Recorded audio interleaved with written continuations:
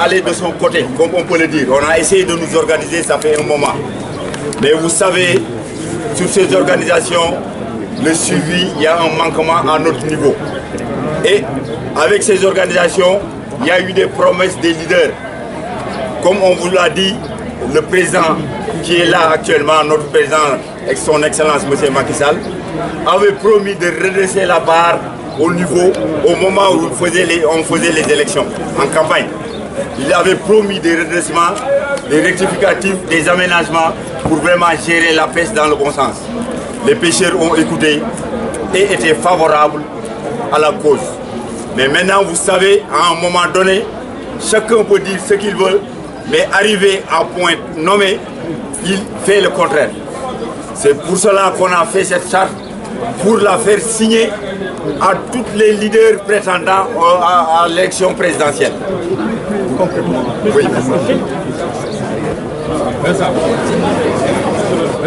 Ça veut dire qu'à ce niveau, c'est un reproche qui est là d'abord. Pourquoi? Parce que ce qu'il avait promis, d'abord, je vous dis une anecdote, c'est juste qu'au moment où il était à Saint-Louis, il a parlé de Yaboy. Le Yaboy, il a dit que Ablaye Wade, je voulais le citer nommément, a dit que a vendu la mer, le kilo de Yaboy à 25 francs.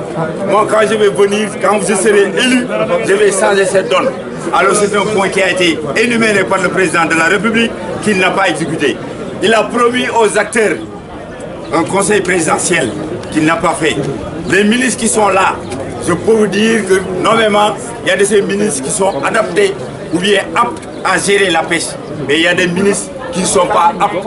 Pourquoi ils n'écoutent pas les populations? Ces populations ont de doléances à donner. À qui le donner? C'est le ministre de tutelle. Alors un ministre de tutelle qui n'écoute pas les acteurs, donc dans ce sens-là, vous savez, il y a des manquements. Alors c'est des perturbations, c'est des conflits à ne plus finir. Alors dans ce sens-là, vous savez, la pêche est perturbée.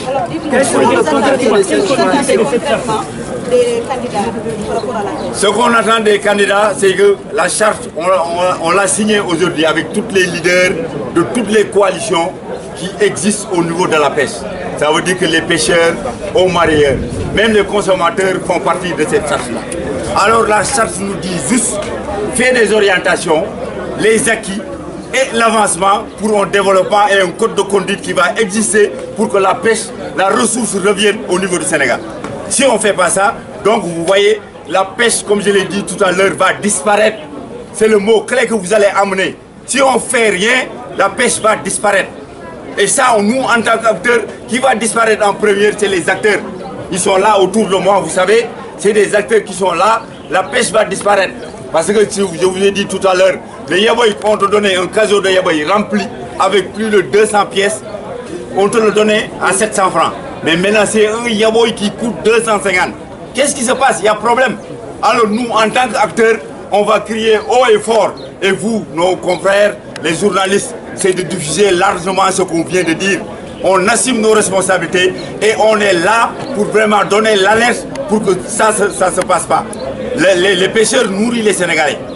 Alors s'il n'y a plus de pêcheurs, qu'est-ce qui va se passer? Posez-vous la question et vous allez savoir tout de suite qu'il y a problème. Vous avez dit tout à l'heure, concrètement.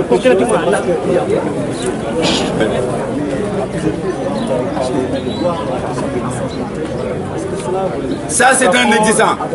Ça, c'est un existant. Les licences de pêche, vous savez, c'est un existant. On ne dira pas à l'État de ne pas signer, mais signer des licences qu'on peut contrôler. Ça, c'est très clair.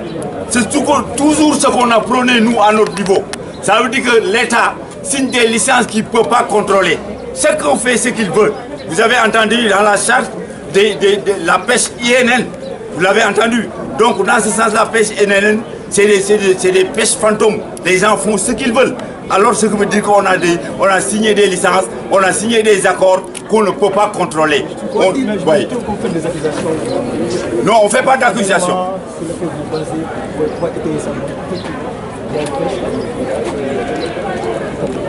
Ça, vous le savez.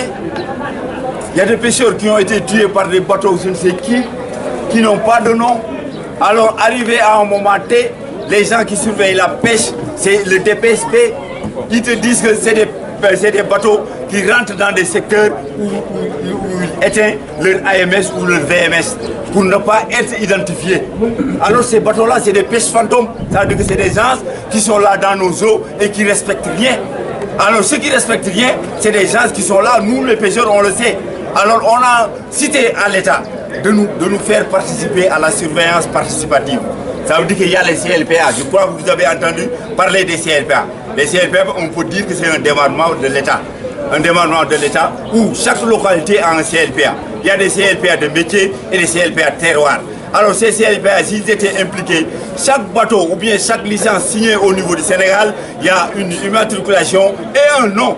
Ces pêcheurs-là sont en permanence en mer. Alors ces pêcheurs, ils peuvent participer à cette surveillance. Mais les pêcheurs vont... Regarde, en mer, ils se croisent avec des bateaux qui pêchent dans nos eaux sans identification. Ça, on le dit et on assume sur ça. On n'accuse pas les gens à tort et à travers. Merci beaucoup. Faut-il revoir les contrats avec les bateaux des pays étrangers? Faut-il revoir les contrats de pêche avec les bateaux? Ça, on l'a cité dans les chartes. Dans la charte, on l'a cité.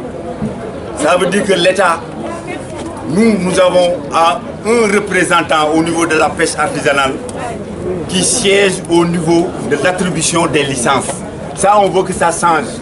Si les acteurs sont en nombre dans cette salle ou dans cette instance, ça va changer la donne. La donne, ça veut dire que les pêcheurs auront leur mot à dire sur l'attribution ou l'octroi des licences de pêche. Alors, dans ce sens-là, le problème est réglé. Si les pêcheurs sont là, ils savent ce qui se passe.